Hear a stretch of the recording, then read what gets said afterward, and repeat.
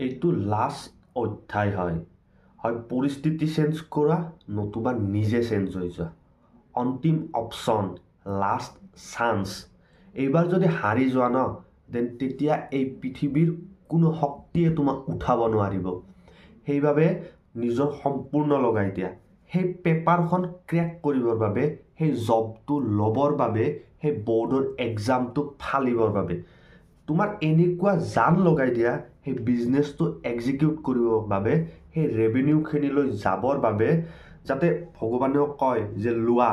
তুমি ডিজাৰ্ভ কৰা U deserve it এইটো তোৰ ছাকচেছ হয় লাষ্ট অপশ্যন লাষ্ট চান্স হয় এইটো